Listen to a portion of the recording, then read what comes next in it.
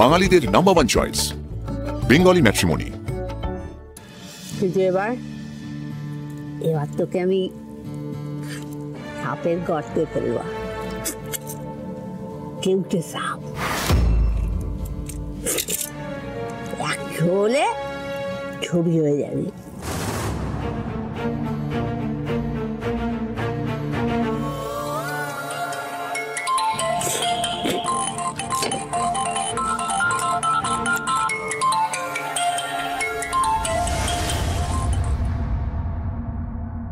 Hello সখী, বলো।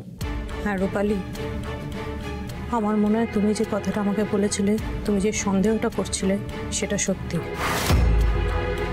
ওই আলো সিংহ রায় মনে হয় সত্যি বাড়ির থেকে বেরোচ্ছে। আমি খুব একটা শিওর নই, কিন্তু দাদার সঙ্গে কথা বলতে শুনলাম এবং ও যেভাবে কথা বলছিল আমি শিওর ও কিছু একটা লুকোচ্ছে। এ মা, আমি তো তোমায় আগেই বলেছিলাম এইরকমই কিছু একটা হবে। আলো তো খুব চালাক, জানো তো। কিন্তু জানো তো, এবার যদি শিকার আমার হাত থেকে ফসকে যায় তাহলে তোমার সাথে আমার বন্ধুত্ব খতম। রূপালী রূপালী প্লিজ কাম ডাউন, এত রেগে যাচ্ছ কেন? দেখো, একটা আত্মা তো প্ল্যানিং এ সেটব্যাক হতেই পারে, তার জন্য তুমি অমনি বন্ধুত্ব ভেঙে দেবে। তুমি না এরকম করতে নেই রূপালী।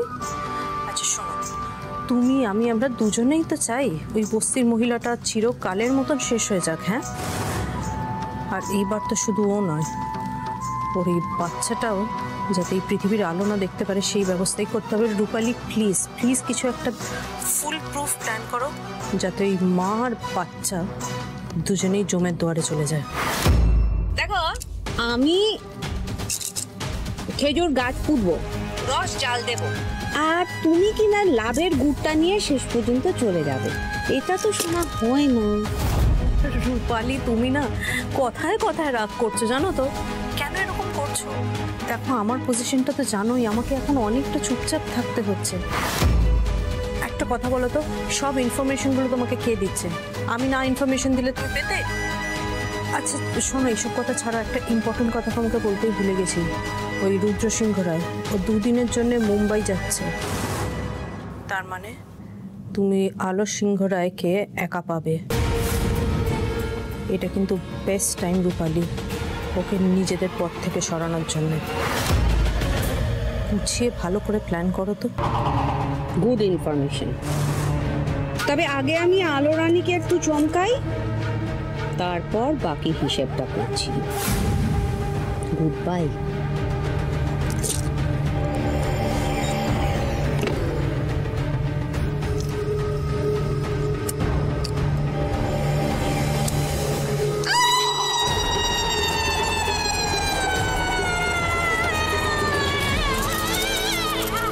ননসেন্স, এখন এটাই বাকি রয়ে গেছে। আলো সিংহ রায়ের হাত থেকে নিজেকে বাঁচানোর জন্য নাকি আমাকে লোকের পায়ে পায়ে ধরতে হবে। যত সব। রাইমা, কি হলো ছোট বৌদি? এরকম ভূত দেখার মতো ভয় পেয়ে গেলে কেন? ভূত কেন দেখবো? তোমাকে এক্সপেক্ট করিনি না এখানে। এনিওয়ে ছাড়ো, তুমি বলো না কেন এসেছো, কি কথা ছিল? এই দেখো, এই হারটা কিনলাম, তোমাকে দেখাতে এসেছি।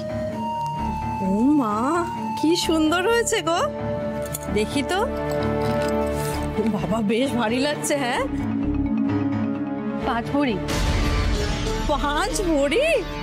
বাবা, এমনিতেই সোনার দাম যা বেড়ে গেছে, তার মধ্যে তুমি 5 ভরির হার গড়িয়ে নিলে। হ্যাঁ, খুব ভালো। তুহিনদার আরো উন্নতি হোক, খুব সুন্দর হয়েছে। দাঁড়াও তো, কে ফোন করছে দেখি। মা, আননোন নাম্বার। এটা তো রূপালীর নম্বর। থাক, আমি আননোন নাম্বারে ফোন তুলি না। ধরে নাও না, যদি কেউ ইম্পর্টেন্ট হয়।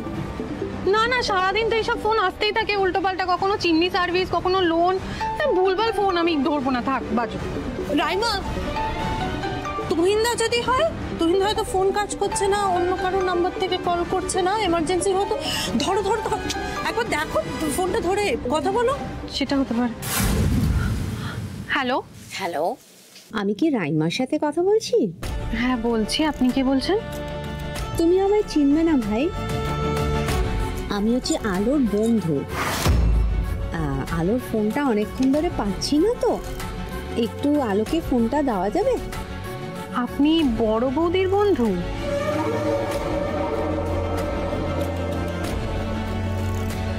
আপনি আমার নাম্বার কোত্থেকে পেলেন? আসলে আমি আলো ছোটবেলাকার বন্ধু কিনা, তাই তোমাদের সবার নাম্বার আমার কাছে আছে জানো, মানে আলোই দিয়ে রেখেছে আর কি। তোমার নাম্বার, তারপর ও স্বামীর নাম্বার, সবার নাম্বার আমার কাছে আছে। ও আচ্ছা, তাই নাকি? একটু দাও না গো আলোকে, আমার না খুব আর্জেন্ট দরকার। আচ্ছা ঠিক আছে, আপনি একটু হোল্ড করুন, আমি দিচ্ছি।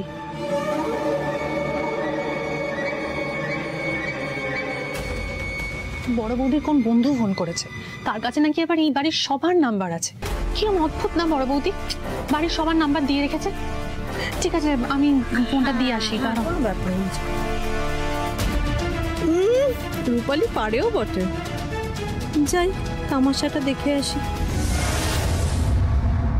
এই যে তোমার জামা কাপড় এখানে দিয়ে দিলাম, সুটকেসে ঢুকিয়ে নিও। হ্যাঁ বড় বৌদি, তোমার ফোন এসছে, আমার ফোনে কি একজন খুঁজছে তোমাকে।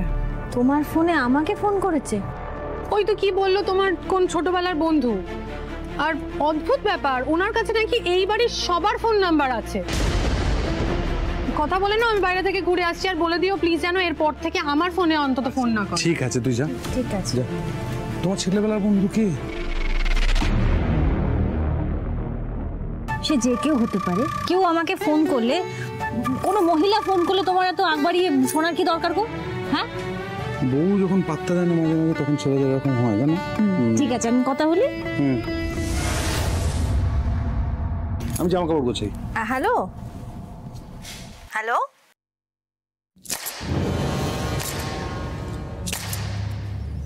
কি রে আলো রানী,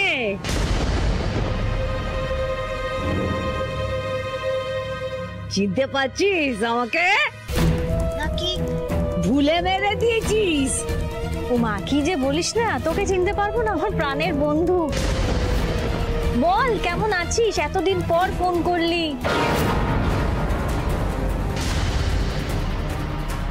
বাস আলো রানী, তুই তো হেভি ঘাগু মাল, যাকে বলে খুব সিয়ানা। তো বর পাশে বসে আছে নাকি? খুব ঢলাঢলি করছিস, খুব সোহাগ করছিস। আমি বোধহয় একটু ব্যাগরা দিলাম। সে আর কি বলবো বল, ফোনটা যখন করে ফেলেছিস, কি বলার আছে সেটা বলে ফেল।